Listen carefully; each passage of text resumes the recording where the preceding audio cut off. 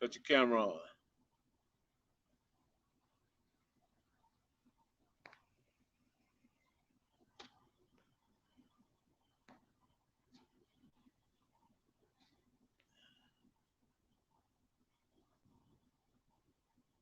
And hold on. Stan, can you hear me?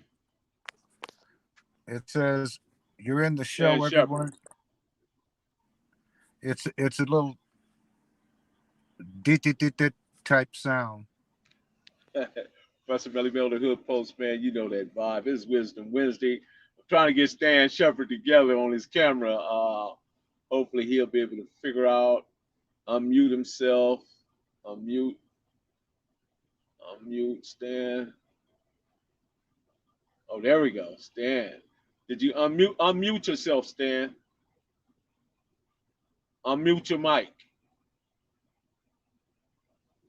Unmute your mic. Unmute. Can't unmute, yes, because they chose to You got to unmute yourself, Stan. Click on your mic. Can you There hear you me go. now? Can you hear me now? It's you. I can hear you, but you're like there's static in your voice. Let's see. Can anybody out there hear me? It's still a little static in your voice. Mike. Can you hear me? Let's see.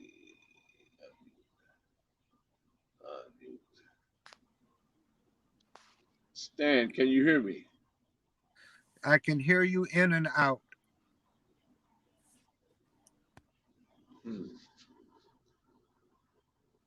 I can't hear you at all, Stan. You can't hear me at all. Yeah, we can. Everybody can hear me in the studio, Stan, but they can't hear you. Hold on.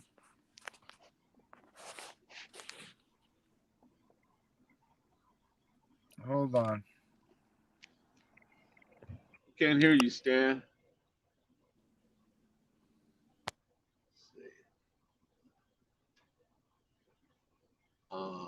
Turn your phone up. You just muted yourself again. Still, we can't hear you, Stan. Wow. I wish I had somebody to show me. Hold on. So you can should hear I both touch? of us? I can't hear him on my end. Oh, let me see something.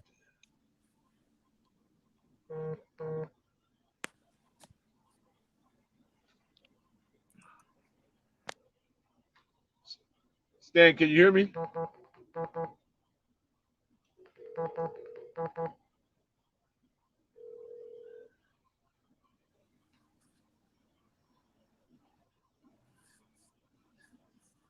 Stan, can you hear me?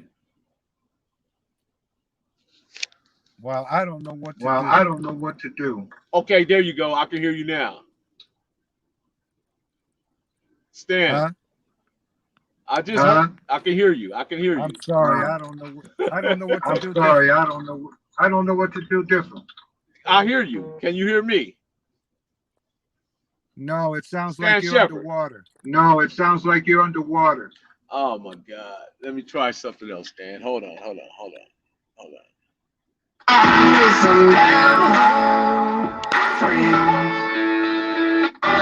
24 hours local news and traffic station, KNX 1070 News Radio. You can't hear me on this mic right here?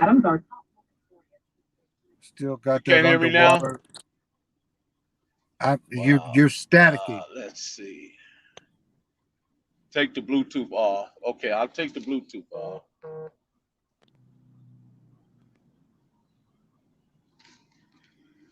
Let's go. Okay, Stan, can you hear me? Still that static thing. Am I doing something wrong? Hold on just a second. Just a second. Can you hear me? Stan Shepard. Yeah, I don't know. I can hear you quite well. I can hear you really well.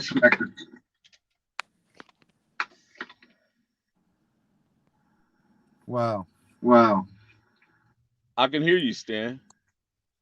Now you're getting a Now little you're bit getting a better. little Say something, bit. Mel. Say something, Mel. Testing 1 2, Mike. Testing. Can you hear me, Stan Shepard? Wow. Wow. It's not coming Get through rid It's on not of this. coming through on this. background window. Maybe I Maybe I should hang up and maybe I try should to call hang up back. and try to call back. Yeah, don't call me on the phone. Click the link.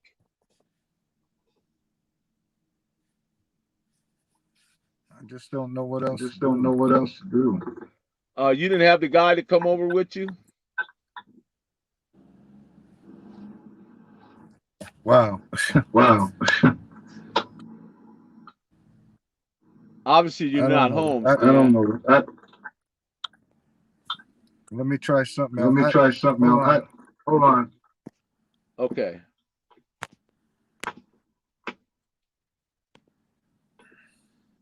Stan, you on a Bluetooth? Stan, you on a Bluetooth? If you're on a Bluetooth, that's the problem.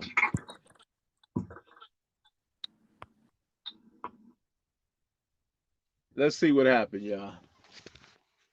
Shucks.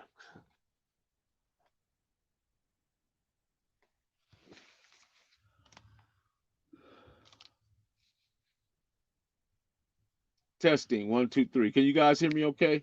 Testing 1 2 3. Can you hear me?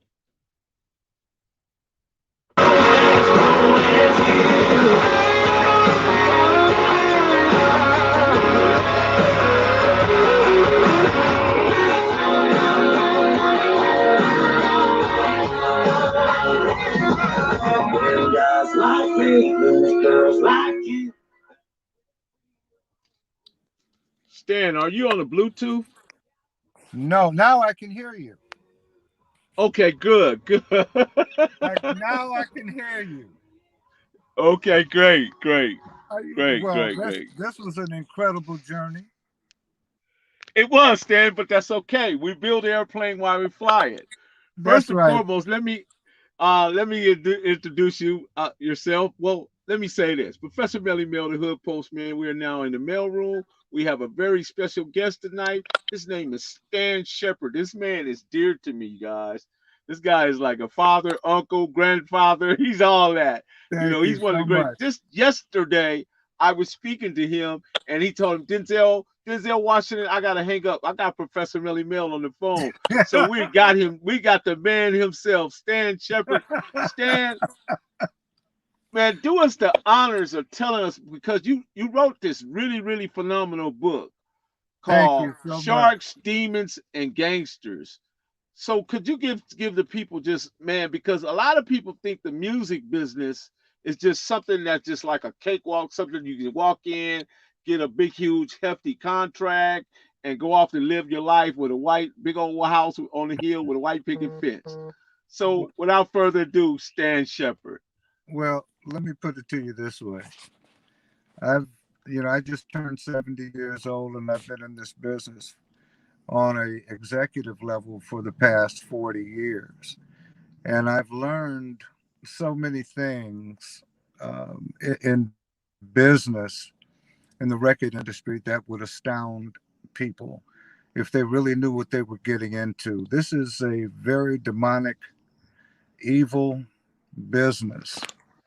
And if you're not prepared to enter the pit, just forget it. It's just going to be a waste of your time and energy. And it's filled with snake oil salesmen, as we call it, and liars and half cheats. And it's really an industry that is so tiring. And when I say tiring, I mean from the standpoint that you have to try to figure out who's telling the truth and who isn't. And it just wears you out. And then you got to find out, who likes you and who doesn't. And it takes away from the musical aspect of what the music industry is, and it's basically turned it into who likes who. And if I like you and you have an artist that you and I want to push, then we can do that. It doesn't have to be a phenomenal artist. I know enough people in this industry, and I have enough connections to start any artist on a career path.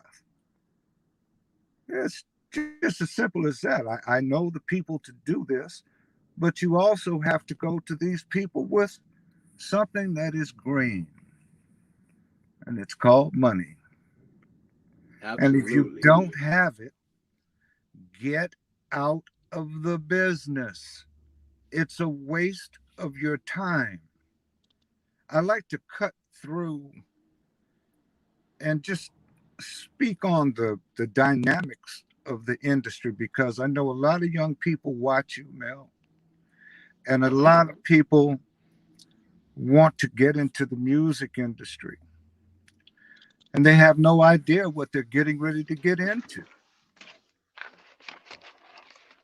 So And Stan, what prompted? Let me ask you one question. What prompted you to write such a book that gave just a full detail and such a volume of just you really got to the point. You nailed it on all points, you know, as far as when you talk about this, and it just the book in itself is self-explaining when you talk about sharks, demons, and gangsters.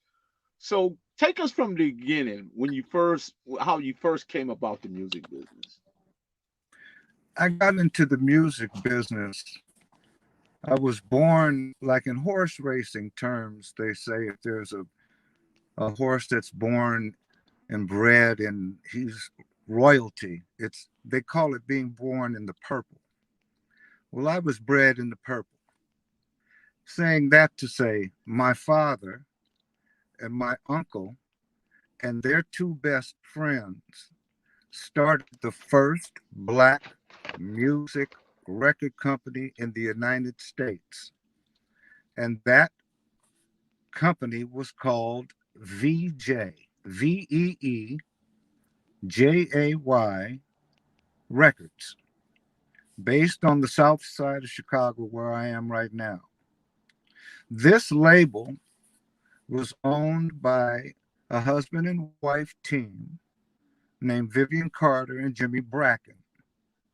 They joined with my father and my uncle, Ewart Abner. My father's name was Bunky Shepherd, very, very famous man, and my uncle, very famous as well. My father, I'm just going to speak very candidly with you. My father was a gangster, and he came from New Orleans. And I followed his footsteps in the music business. He was the #1 promotion man in the United States for black music. And they called him the godfather of payola. Obviously, this was a hidden secret for many years in the record industry. And Could I you used to explain sit. payola before you go further, Stan, so that people can Okay, understand what payola is? payola, basically, let me put it to you this way. Mel, if you were a program director for Power, let's just say Power 106. Now, this is in the earlier days, right? Of Okay. course. Uh-huh. Well, there's at least 300 records released per week in the United States where the companies are trying to get airplay. Well, it doesn't take a mental giant to see there's going to be some people who can get in and some people are going to be stopped at the door. Well, if you were the type of person, which there were many, who would take some money to get a record played, that is called payola. Okay. It's a pay to play Pay situation. to play. And And we know that all too well. that's just what it is. And so I was raised with that. And I saw what makes a hit record and what will stop a record from becoming a hit. Now, understand something. This record company, Vee-Jay Records, was the home of the Beatles. The Wow, Beatles, that's big. listen to me. The Beatles were signed to Vee-Jay Records before the world knew them. And they had their first album through Vee-Jay Records, which was called Introducing the Beatles. Hmm. Well, Vee-Jay Records in the late 50s ran into economic troubles, and they sold the contract for the Beatles to Capitol Records, where they are today. Very interesting. And Very interesting. for me, I was able to see the inner workings of major record companies for many years. And so then, when I got my chance, because I really felt I had something to offer from a creative standpoint, I got a group together called By All Means. And I did a And what remake. year was this, Stan? This was 89. 89. Okay. And I did a remake of the Marvin Gaye standard called Let's Get It On. And it exploded. And it went to number 3 in the United States. And the group's name was By All Means. Well, that By all launched means. my career because I produced the record and I formed the group. So after that, I was contacted by the president of Motown in 1990. His name was That'd Gerald be Busby. Berry Gordy. No, No, Gerald he Busby. Okay, was got you. chairman. Gerald Busby was the president. And he offered Okay. me a very lucrative deal. And I went to Motown as a staff A&R writer and producer. And I stayed there for almost 4 years. And I was blessed enough to produce The Temptations, Anita Pointer, Gerald Dawson from the Manhattans. Remember Kiss and Say Goodbye Guy, everything. I mean, Sure. these Great record. guys, you know, he was a star at 16, and I got to produce Gerald Dawson's solo albums. And so I had a lot of success at Motown. And then I got a call from my buddy Jermaine Jackson. And For the he Jackson asked, 5? yeah, well, we were raised together in Chicago. And we Oh, were really? doing talent shows back in the early 60s, mid 60s.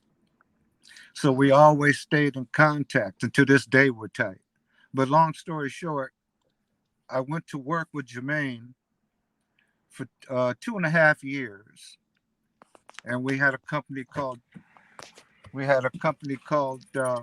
Jackson Communications, and we put on the first show ever where it united all of the family members on stage for the first time to do a live performance at the MGM Grand Hotel. Hmm.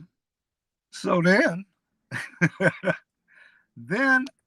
I got bored being an executive type person just doing paperwork.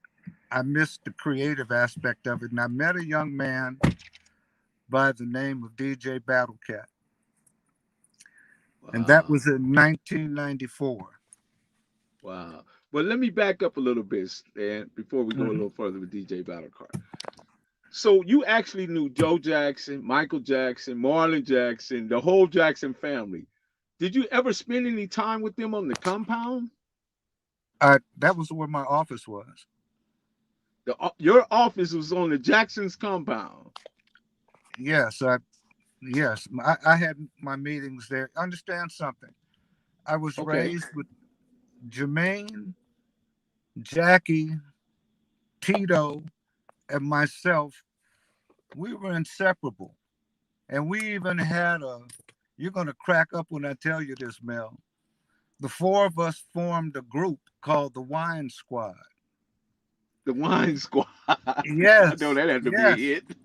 yes. And we used to go to Compton and party all the time. Just understand something. This Wait a was in, minute. You and the yes, Jacksons were in Compton? yeah, we used to go to Compton every weekend, the Wine Squad, and we had it great, man. All the girls would come, and obviously it was great for me because they wanted to see the Jacksons, and I was like the fifth wheel, if you want to call it. Right. So it was cool for me, and I lived with them. I was Right. Miss Jackson's confidant, and we worked together for several years, and you know it's just my buddies. That's all it is. It's So, what kind of person was Michael? If you can attach an explanation to it or explain it. well, I always try to tell people,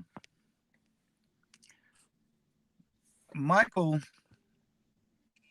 How could I say this? Let me put it to you in these terms, and maybe you can understand this. Okay, Could you put it to us like a 3-year-old can understand it. okay? Could you imagine this? Could you imagine right now, Mel, if you hopped on a plane and you flew anywhere in the world, and as soon as you landed, you had hundreds of thousands of people chanting Mel, Mel, Mel. And then you hop on a plane and you go to another end of the world. Mel, Mel. What do you think that would do to you? What do you think that would do to any human? It makes Yeah, you, that, that it that'd be changes. mind blowing. It's a mind-blowing experience. My office, Absolutely. I mean, these are my friends, but when I would see them walking back and forth, and I'm like, wow, I wonder what they feel like, because it's just a different existence. So with Michael, Absolutely. I Michael, it would be very difficult for me personally. Now, just think about this. It's going to sound weird when I say it. Could you imagine with that type of fame if you could just be with one woman? Man, Can you imagine that? that would be very difficult. Could you Very imagine with difficult. that type of fame and with that type of money, could you negotiate, or would you dictate? Yeah, that would be. Yeah, that That's a would be. rough one. That's a rough one. That's a If somebody, dilemma right there. that's a dilemma. If somebody told you, now just think if you were worth 500 million, and now Man. the person that you're with says, "Hey, Mel, I don't like what you're doing. I don't like what you're saying, and you've got to revamp." Well, not too many men are going to take that. Not too many men are going to sit back and say, okay, I got $500 million, run my life. I don't know men like that. No. So I'm saying that to say, before you criticize, before you pass judgment on people, just understand that they live their lives a little bit differently than we do. It's a different existence. Absolutely. It sounds So, what cold, was it but like? No, I don't mean to cut you off, Stan. Sorry about that. no, But it's I all wanted to know a little bit about Joe Jackson. What was he like? right. Very, very stern from what I saw. I just had a great relationship with him. He was always, he was always great to me. And really, to tell you the truth, here I go again. Man, can you imagine what he had to go through raising, the family under those conditions? That's rough, man. I don't fault anybody. I don't know what people went through. I don't want to pass judgment. All I know is they're a very successful family, and I love all of them. Do you think the music business itself made Michael Jackson just different from just having it made him not have a normal childhood? Is what How I'm could you? asking. How could he? How could he have a normal childhood? You got all these grown-ups in his face constantly. people picking at him, people saying these things and that. You don't know. I mean, come on, man. We're talking. And then he got grown women. At this time, he was a kid. He had grown women telling him they love him. Not only that, you got people, you got managers, you've got publicists, you've got attorneys, you've got people in your ear that you trust, supposedly. But how can you trust somebody in your teens? How do you know anything? Right. You don't know anything. Right. I just started learning about myself in my late 40s. Right. It takes time. Men got to figure stuff out. And that's why men mess up so much. Yeah, that was an amazing family, man. Just the whole upbringing, the idea of all the kids being part of the music group itself, and then the sisters. I mean, everybody played a part in that family. You know what I mean? Joe Jackson, I mean, you know, you can say what you want to say about him, man, but he raised them kids. He raised them to be somebody. All I know, I have 2 kids, and it wore me out. So I can imagine 5, 6, and boys. Oh my goodness gracious! Come and on, then 3 man. girls, right? Come on, man. Yeah. I wouldn't know whether I'm coming or going with those many kids, man. I'm serious. I sit back. I used to sit back and I forget names of my own kids. Can you imagine if you had? I know you've done it. You'll be looking at a kid and you forget his name or her name and like, what's your name? Come on, that's rough. So, that's rough. Stan, how did they protect themselves? Because they had so much money. They had so many people coming at them. It had to be a very difficult task for any type of attorney or publicist or a body person or even yourself to help keep these people in a healthy mindset and also be able to judge what's good and what's bad, you know? Well, you see, my father at the time and my uncle was president of Motown and my father was senior vice president. They ran Motown for 8 years. So I was up under them and I saw what was going on with the family. I saw how they got ripped apart by the attorneys and the managers. You don't know what you're doing. You have no idea. It's like, Mel, just put yourself in a situation where you're traveling, you're on stage, you've got to have your mental makeup right. You're flying all across the world. And now you got to go back home and deal with financial issues. You're not ready for that. You can't do it. And it's like, it's just too much. Right. So I don't hold anything against anyone. Especially I don't think anybody could have just that's a lot of wealth. It's a lot of people just constantly in your life telling you moving you here, moving you there. You know what I mean? That's not normal. It's just it's not normal. You know what I mean? No, you know. It's not normal especially at all. For kids. So again, Stan, I know we got so much time. So let's move on. You met DJ. What year did you meet DJ Battlecat? Because now we finna get into some hip hop, man. Because people just don't know how far you go with this. But let's go, man. Let's get it. Okay, and I'm trying to talk as fast as I can because my battery. No, don't worry. Take your time, Stan. Take your time. Okay. I met DJ Battlecat in 1994. And I still manage him to this day. Wow. His wife and I work together. We've been working together for years. And I went with Battlecat and I started my first rap label which was called G Vine Entertainment. And I Uh-huh. took that label to Capitol Records.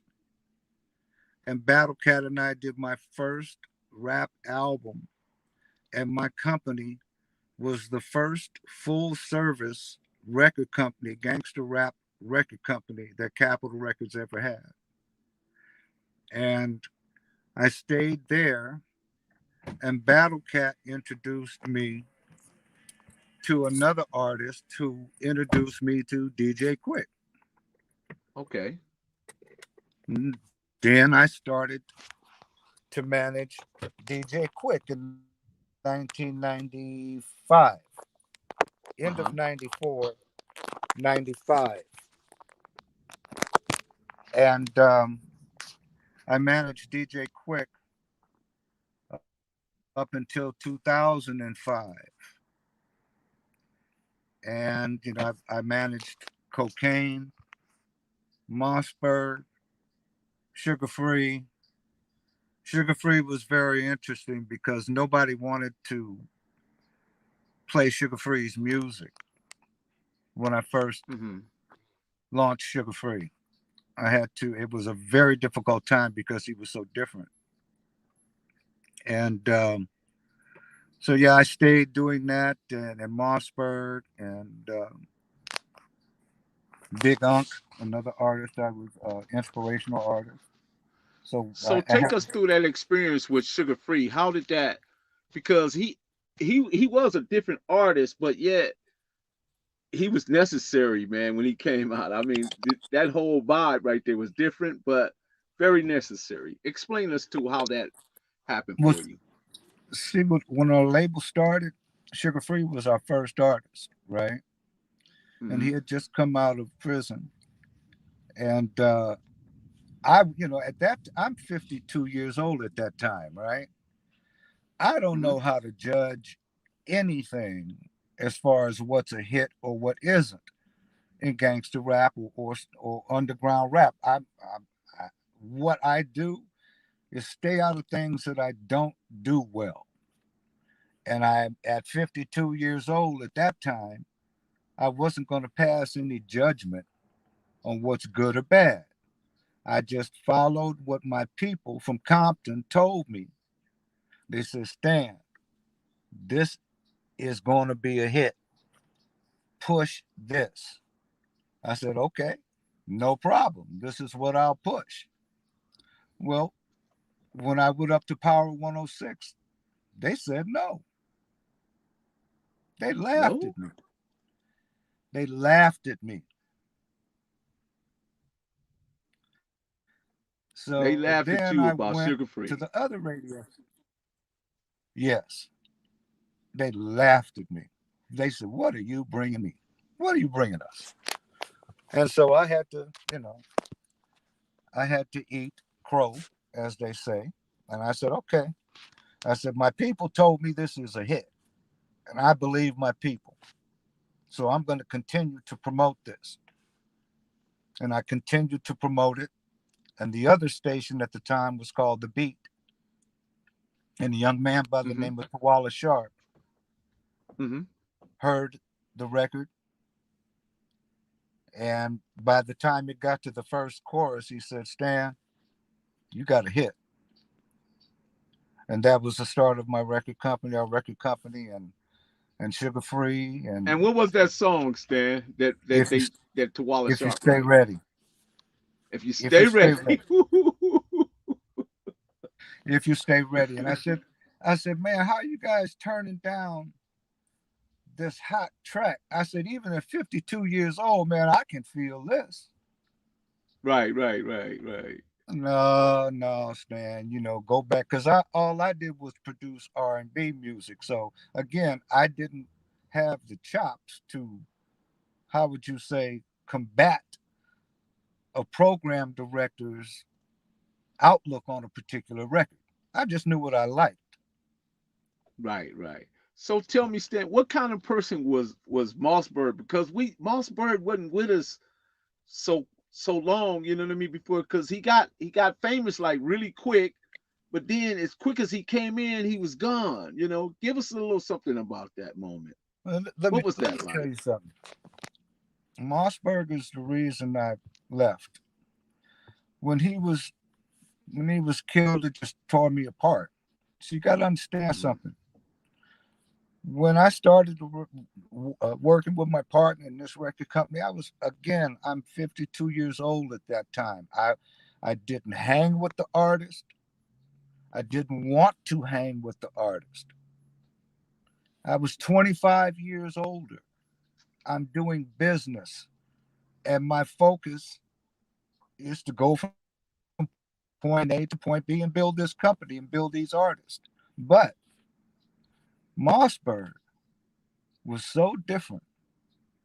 He talked to me, and he kind of how would he broke through to me because I'm the type of guy that I've heard it all. I don't want to hear it anymore. And I just deal in facts and I deal in numbers. But Okay. Mossberg was different. And he came to me one day. He said, Stan, I know you don't mess with me. I know you don't mess with Sugar Free. I know you don't mess with blah, blah, blah. And you try to keep yourself apart. He said, but man, I feel comfortable with you. And so man, it kind of, you know, it messed me up. He said, I want to go to Vegas. I've never been to Vegas and I want to go for my 21st birthday. So he and I jumped in my car and we drove. We took a road trip. That's when you really get to know somebody. At least that's when I got to know him. And up and back, I just found out he was such a great person. And when I got the call, not too long after we came back, I'll never forget it. It was it was horrible. I don't want to even revisit that right now. You know what I'm saying? It's, I do. I do. to hear No that, worries, I man. don't want to, you know. No And worries. No worries. we had 18 murders, 18 murders, and it was just too much, man. It was And the just too. 18 murders stand, was that involve musical people, or did that involve the gangbang? Did the gangbanging seep into the music, or did the music seep into the gangbang? Well, at that time, a lot of my friends are from Compton Hmm. on both sides, and I saw the inner workings more so from the Pyru side. And I had a good relationship, a respectful relationship with Suge. Hmm. And my business partner, Lee Ford, who he's my heart. Absolutely. Shout out to Lee Ford. That's my partner. And um, the deaths were surrounding our camp, and our camp was intertwined, and we knew a lot of people from at Death Row. Suge and Lee Ford were raised up on the same street True. in Compton. You know what I'm saying? And so I had I was able to benefit from those relationships, and I built a respectful relationship for myself with a lot of guys from Death Row, and we Hmm. traveled together.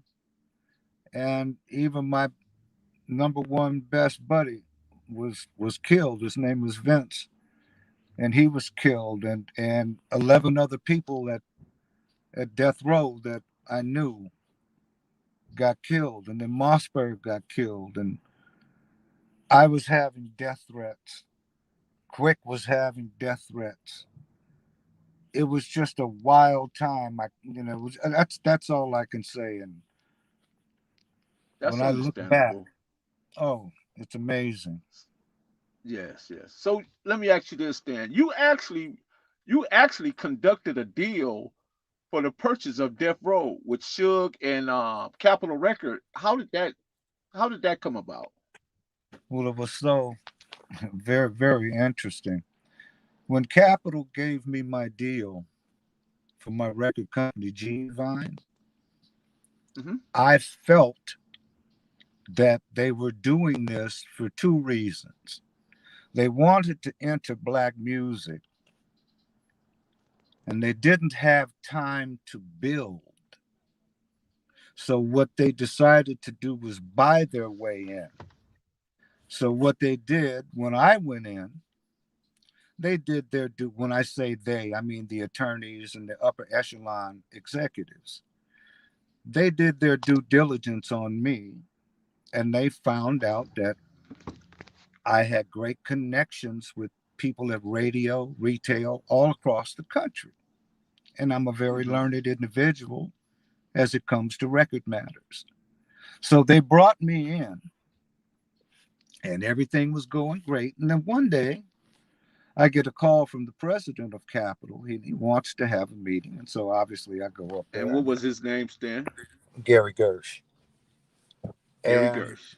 yes. And what happened was that I went up there and he's sitting there with a couple of the other people at the company. And remember, I'm thinking I'm going to talk business about my label.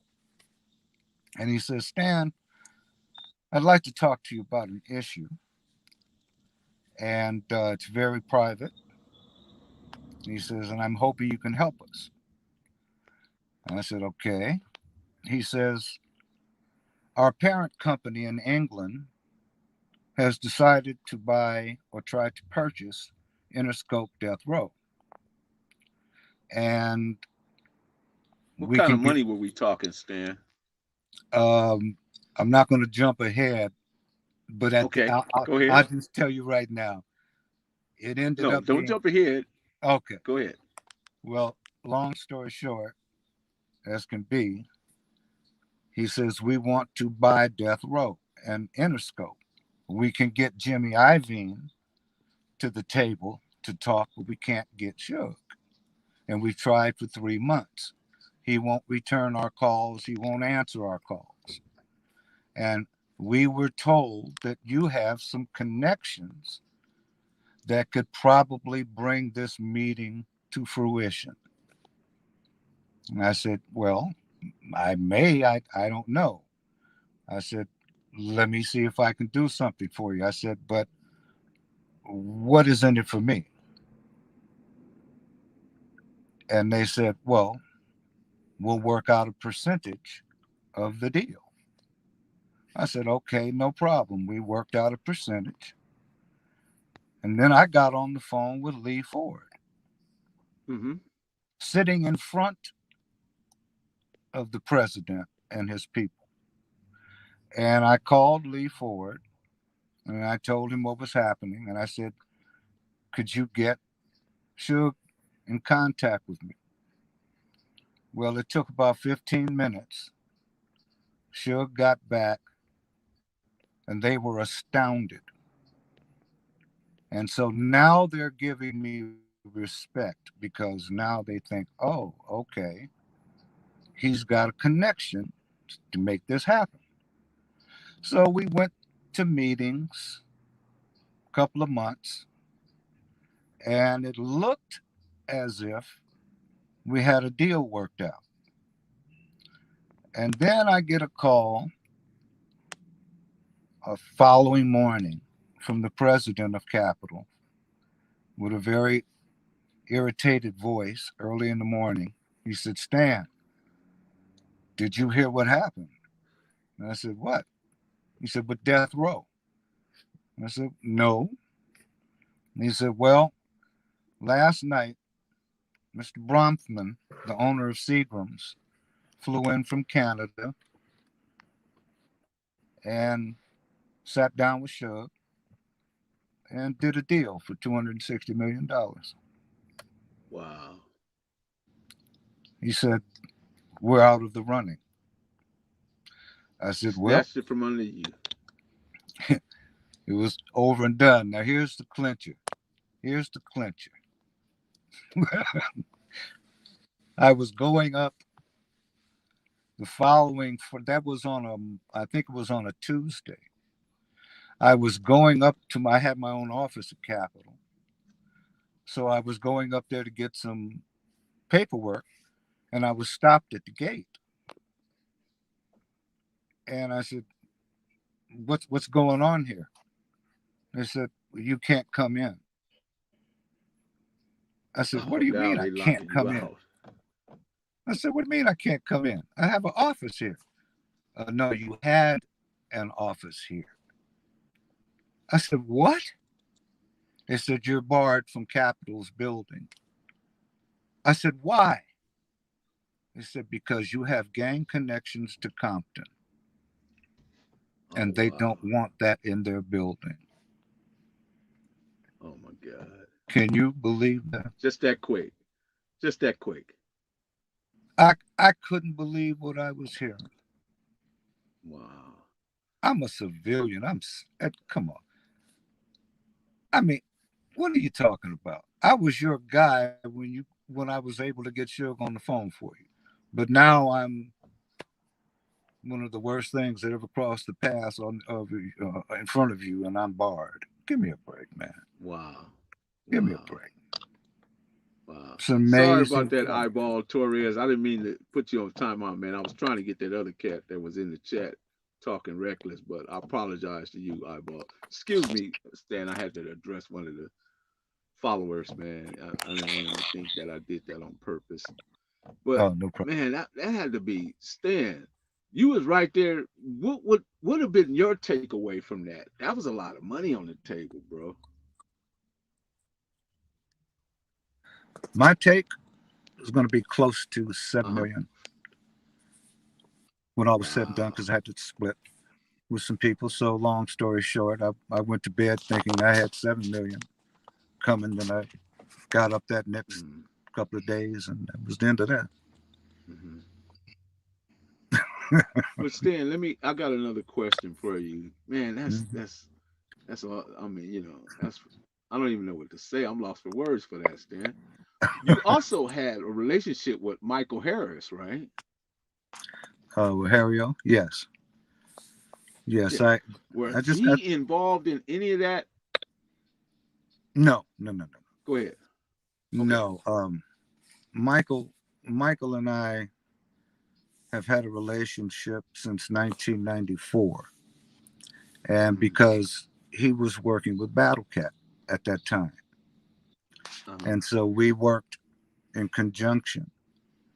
And so from 1994 up until now, I just spoke with Michael maybe 3 days ago. We always keep in touch. He's a wonderful person to me. And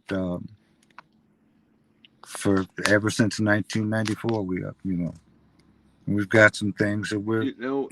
It's been alleged, Stan, that he was the true owner of Death Row Records. I don't know where you landed and all that, but that's alleged.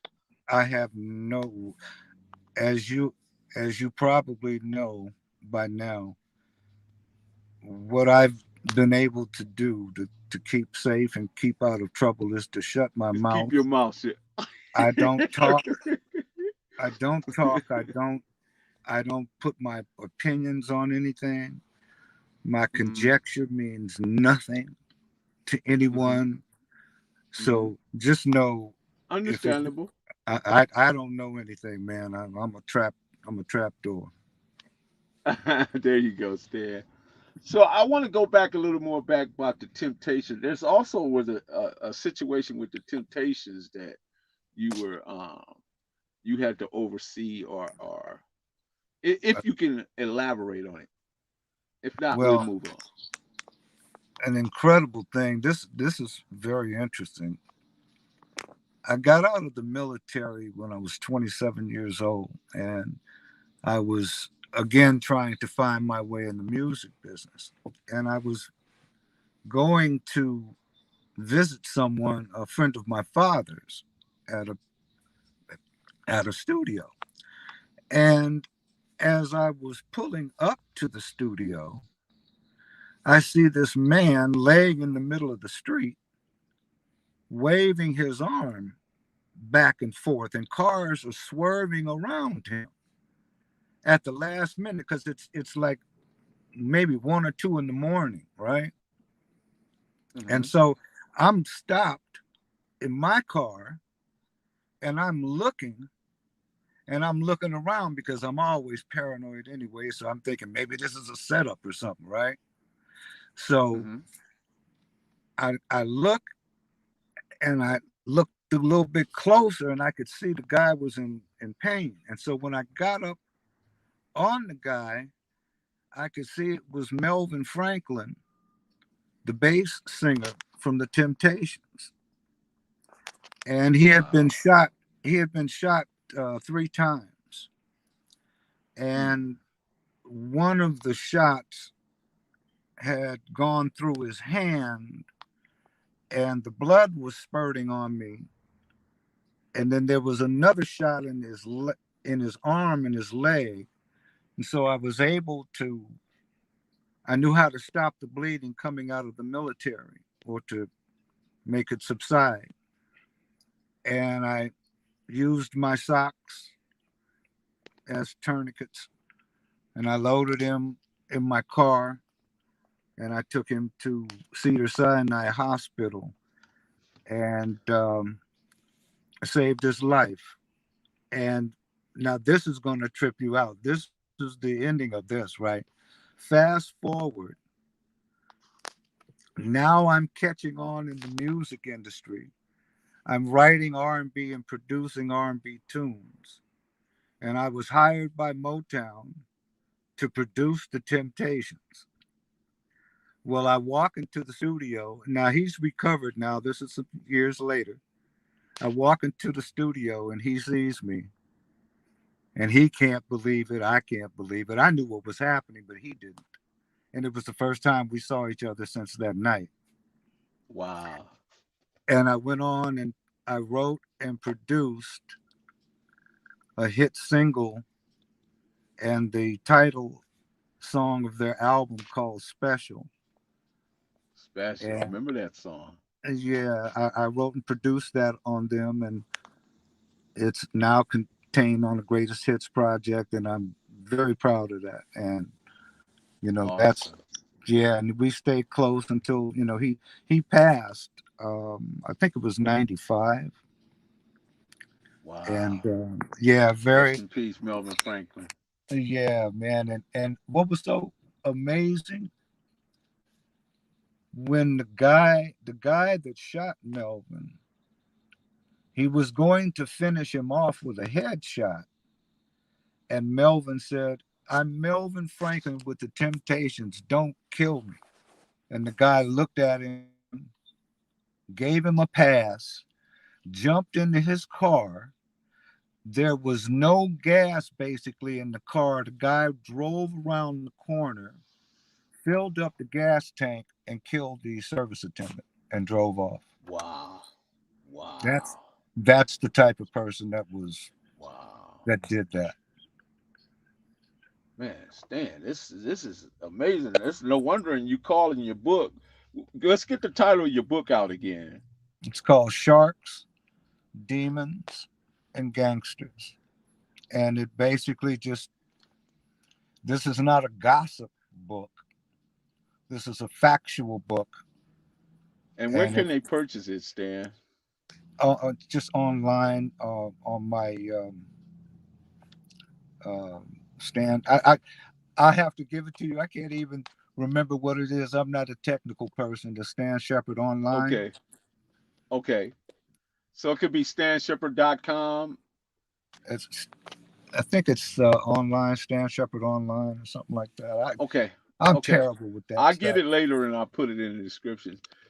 But yeah, so Stan, there was another incident, when everything was going on. What was that in 90, the year we lost Biggie? What was that year like? Yeah, we lost. Biggie was killed in what, 97, 98. Uh-huh. Uh-huh. It was in 97, I think. We were Uh-huh. I mean, we had a death threat on Quick. So we were concerned with what we were dealing with on our end. Everybody in our Mhm. camp was always on Did you guard. attend that actual what was that? What was that award ceremony that Biggie and everybody was attending that night? Yes, it was in Hollywood. And after the show, after the party was over, and people were coming out, DJ Quick and I were standing next to Biggie, and they acknowledged each other, waiting for the cars to come up. And Biggie got in his car, we got in our car, and as soon as he turned the corner, then what happened. And the LA detectives gathered me up. They were after Quick because there was a rumor that Quick was involved in it in some way, shape, or form, and that I Hmm. was involved in it in some way, shape, or form. Hmm. So it was a mess. Obviously, we worked it out, and we moved on from that. But we were we had our own problems we had to deal with in Los Angeles. Right, right, right, right, right. So it's fair to say that you spend a lot of time here in the city of Compton, Los Angeles, just producing music, writing music, finding talent. You know what I mean? Getting some of the most talented people in the music industry deals. You're responsible for that, Stan. I helped a lot of people, and I'm proud of what I was able to accomplish. I worked with some great people in Compton too. And Hmm. I spent 27 years in Compton. Do you understand that? It's Wow. like, it's, I mean, from every hood. I mean, I look back, and even right now, I'm working with an incredible young man out of Kelly Park named Yellow Boy the Duke. I'm working Uh-huh. with an incredible young man out of the South Side, Crip area named Ray Bans. Uh-huh. And And we also have our man, guy on here too, Stan Seti Nash. we got Steady is an incredible person, and what a talent. Simple as A that. I great mean, talent, man. I'm I was addicted to listening his to his show. music today.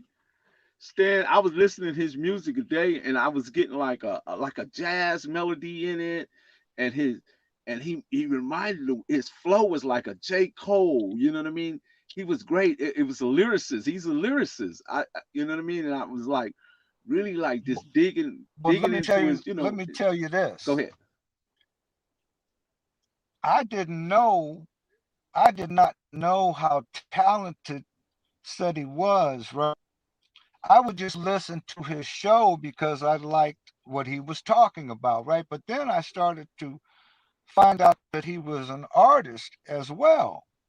And then when I started to hear the music, I said, "Oh man, this dude is just very talented. Plus, he speaks like 3 or 4 languages. Uh huh. Man, I have trouble with English, much less learning some other. I mean, it's just incredible." So when I heard his music, I said, "Man, this guy is special." Okay, and so I'm what you would call a fan of what he's doing. Believe that. Then there's another Right. guy Right. named Uh huh. Bandana the Rag. Bandana Rag, another one of I, my guys. he's from Compton, very talented young man. Right. You know Right. what I'm Right. saying? Right. And Right. and like with Seti Nash, I work with these people because I don't want to make a mistake musically speaking. And before I take on Yes, any you can hide him, project, Mike. pardon me, No, Yeah, I was talking to somebody in the chat. Go ahead, Stan. Sorry about that. Apologize. Yeah, I don't take any chances with the music that I get involved with. So Seti Nash and people like that, I turn to them for input for the projects that I work with, because if I pick up the phone and call people and tell them I've got some hot stuff that I'd like them to listen to, and if it's mediocrity that I'm sending out, those calls won't get picked up anymore for me. So I have to really Uh-huh. research, because I don't know. I'm 70 years old now. How am I going to know what's good? Man, I can't do that. But I have a great team who will guide me. That's So phenomenal, Stan. anything that You I work 70 with, years old. Go ahead, Stan. yeah, yeah, You're I 70 just, years old. I've been doing it. It's amazing And to you've me been able too, to to, tell you the truth. I look back. absolutely, you've been able to navigate the sharks, the demons, and the gangsters. You had like a three-headed snake right there that you actually had to deal with. You had to learn how to Man, negotiate. You had to learn how to get these individuals to sit down at the same table, hash out the issues. I mean, and get a deal and cut the check, and everybody go home and be happy. At least that's it's what been we an think would amazing happen. journey. And you got, and check this out. I just look back and how wonderful a person Snoop Dogg is. Look, let me share something with you real quick. Okay. I called Snoop Dogg when he was down south. Uh-huh. I wanted to put a show together to show unity between the Bloods and the Crips in LA. And I Hmm. asked Quick, would he be willing to do a show with Snoop Dogg? He said, oh, heck yeah, to bring some unity. And I got on the phone with Snoop and I told him what I was asking him to do. And he said, Stan, no problem, man. I'll be there. And do you know this man flew in, did the show, just a wonderful individual. And even after that, I asked him to do 3 other projects. And he said, Stan, whatever you need. Do you know how much he charged me for the 4 projects that Now, he did to help me? I'm Zero. scared to even ask. Zero. Wow. That's big, Stan. That's how special that man is. That's how That's very special he special. is. Okay? So that was something very important to me, that I can look back and say, hey, I was able to do a little bit of something. You know what I'm saying? And to give people a Absolutely. chance and to, have some fun sometimes. Absolutely, Stan. Man, So and, that's and, and that's what I'm about right let's now. give him his flowers for his mom. Rest in peace to Mama Snoop. You know, she passed away, you know what I mean? And we just want to say rest in peace to God her, bless her, you man. know, God bless her, for man. raising It's an amazing none of us individual, know what talented. tomorrow is going to bring. So, man, let's just be happy. Yeah. Try to stay, man. I'm on the south side of Chicago, man. I'm Man, you there surrounded where by it's all death. happening, Stan. I'm sick. I'm not laughing at that, but Stan, you know, you You was know, here in I Compton when all the did you killing was going did you on. did you Now know you how in many people were Chicago, killed here in Chicago 1,000. right this year? Can you hear? Yeah, Can you hear me? yeah, sure can. Stan, Hello? yeah, I'm here, Stan. You kind of lost. I think you lost your Wi-Fi.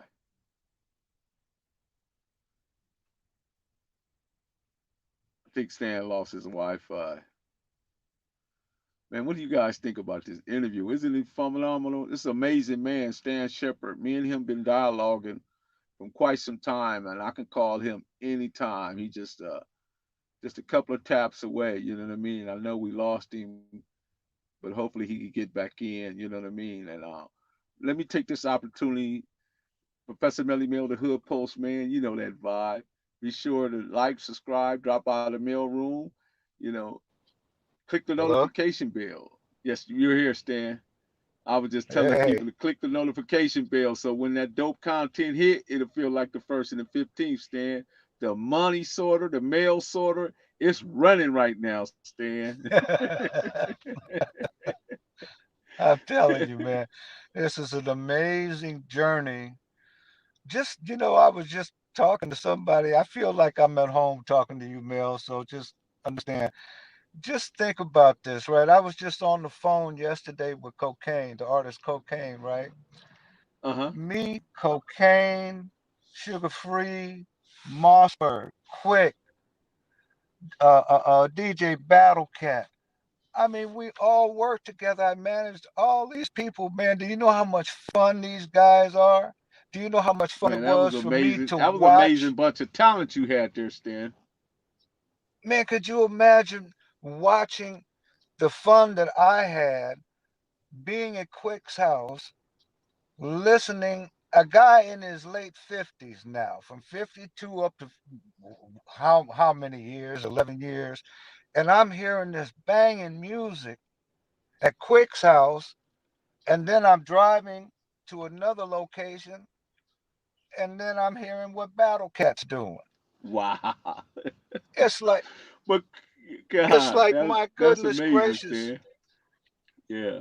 for a guy that knows nothing about rap, how incredible do you think that made me feel? I would be driving That's on the very freeway saying, "What incredible. am I doing?" Oh my I'm I'm goodness I'm I'm gracious! amazed. I'm amazed by the experiences that you had with such talented individuals, Dan. Because you was right there when they were in their heyday. I'm talking about when these guys was putting out music. They was just, you know, Quick was like, man, when he put out, Oh, oh man, he tore it up, man. He tore it up.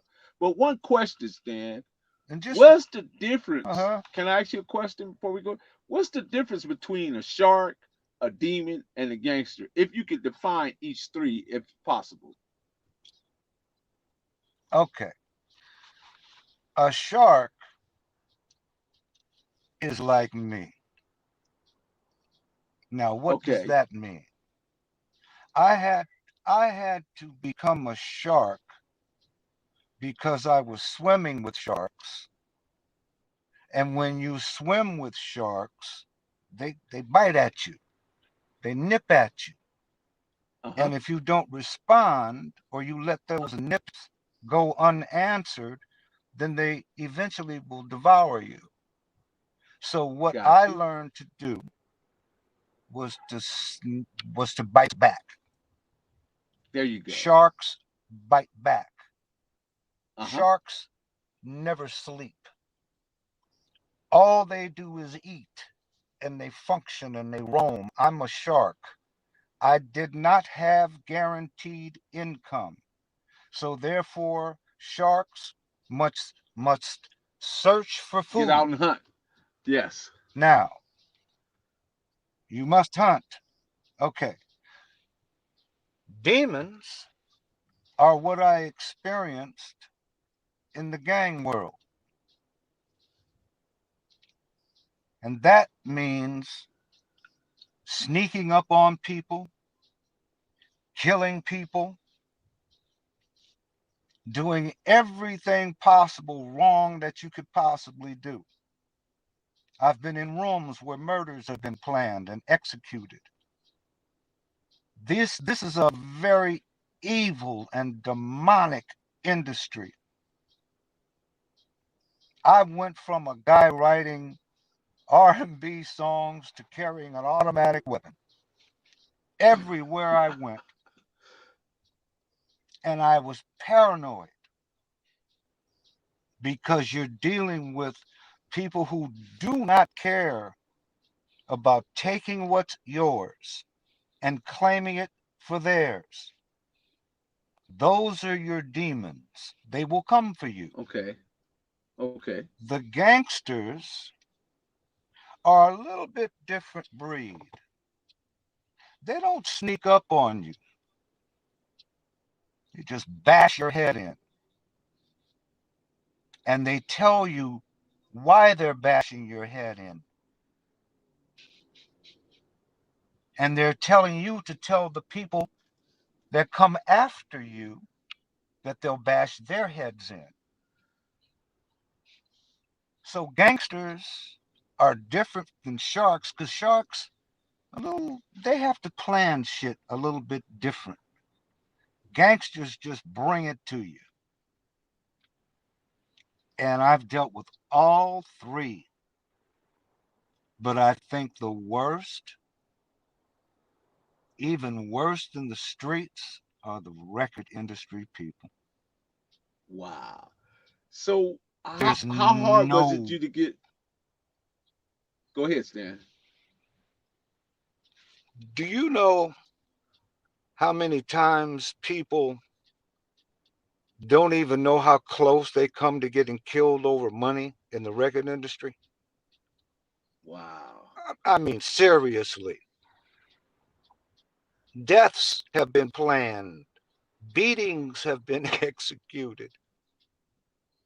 I've been in a room where somebody was paralyzed because another person said something negative about the lyrics that were being put down, and they felt because this person was from a different neighborhood that they were stopping their family from eating.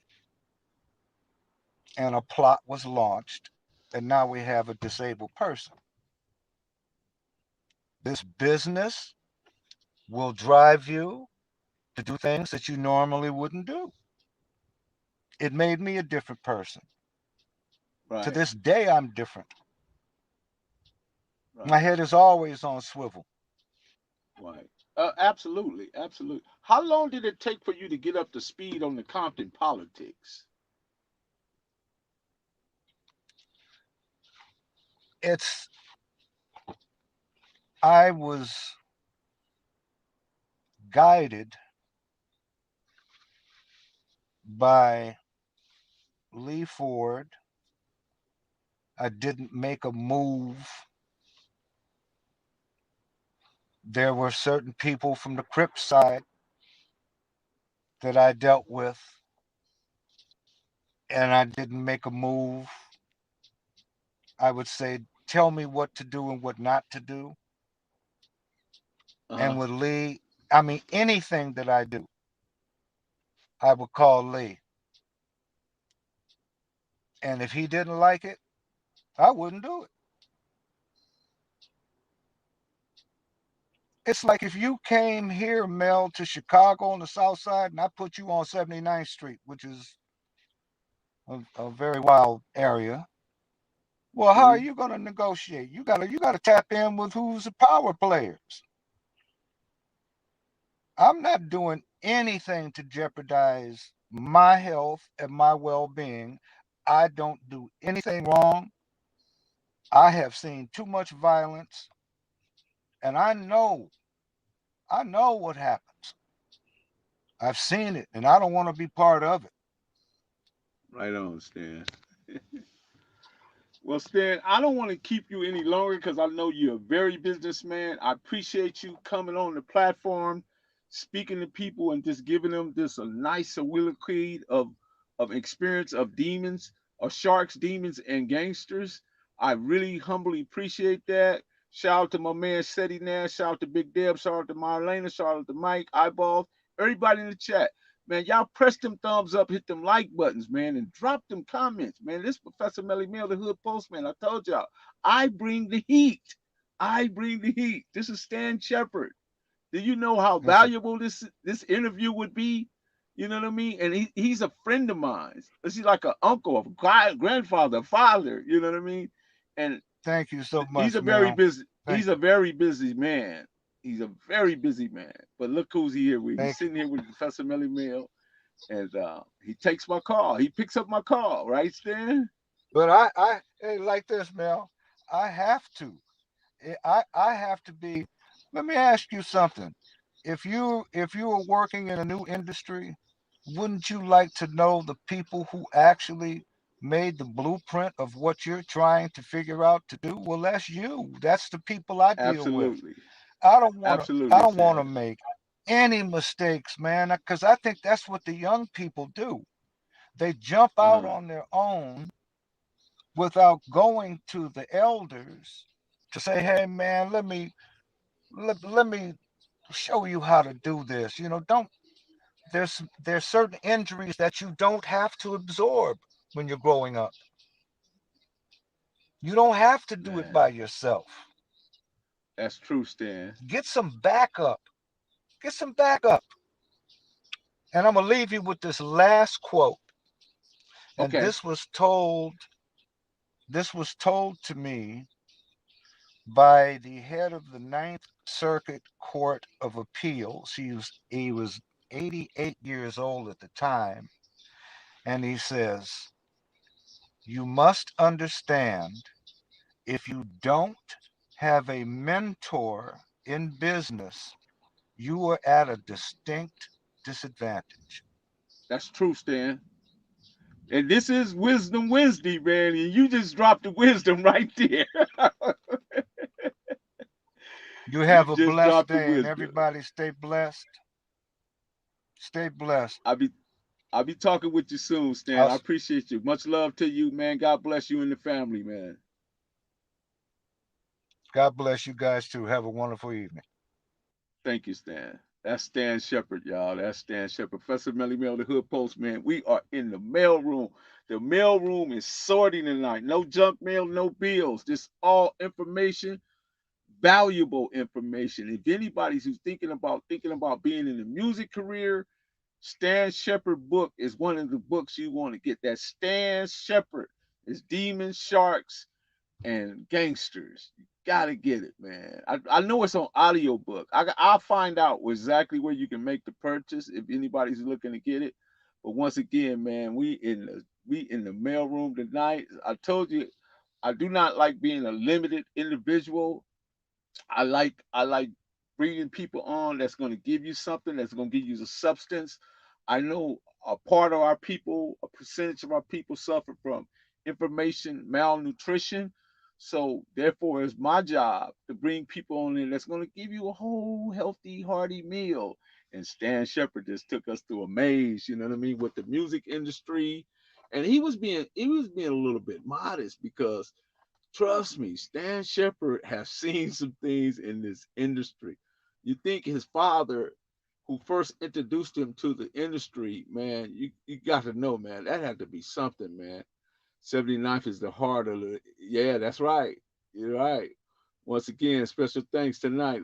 Right on, Crystal. I appreciate you, Brian, Crystal, Marlena, Cowboy, Lisa Jackson, Big Devil, the whole crew, man. You guys did that, man. Seti Nash jumped up in there. I'm just going through some of his music. Yeshua Muhammad and Eyeball. Sorry about I put you on timeout, Eyeball. I did not mean I meant that for the other guy, the Oaks Park guy. I kept seeing him saying some stuff in there. You know what I mean? There's no really. If you got people in here that's here for something, right? And I try to give you something of value, something that help, you know what I mean, that maybe like say, wow, I didn't know that right there. And that's what it's all about is we all show love and respect to one another. You do not, OG Steve, I see you, baby. We do not have to be disrespectful or dismissive of somebody, you know what I mean? Especially we got a guest like Stan Shepard. I'm telling you, man, nobody could just go get a Stan Shepard and get him to be on this show like that. No, it just don't happen that way. So I hope you guys enjoyed tonight's Wisdom Wednesday. Stan Shepard gave you wisdom tonight, and let me give you one. It's that the past is just what it is. It's the past. The future is not yet, but all we have right here is the moment. We have the moment. And that's what's most important in our lives is what we have in this moment. And what we have in this moment, I have Marlene, I have Lisa, I have Crystal, I have Devon, I have Yeshua, Muhammad, I just, man, just everybody, man. Everybody that comes in this chat room to support Professor Melly Mill, never be a prisoner of the past. You don't have to be that, man. Because it just was a lesson. It's not a life sentence. The past is not a life sentence. Let me put it in that figurative of speech. Well, so anybody got any questions, man? Mike, what's good with you, man? I saw you out there, Mike. Yeah, I saw you was on that dude too, man. He was, man. I don't know what's wrong with that dude, man. I've given him multiple chances. I try to ignore him and let him just figure it out because everybody in here is here for, pretty much to get some substance, get educated, you know, to know something they didn't know before. That's what we all here for, right? We striving to be informed. Marlena Williams. Marlena, you ain't spoke to me all night. Lisa Bolton, what's happening, man?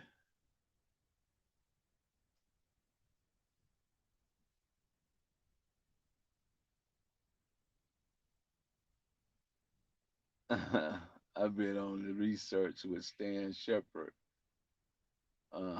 Quick used to shout him out on the yeah. Stan Shepard, man. That's the very one right there.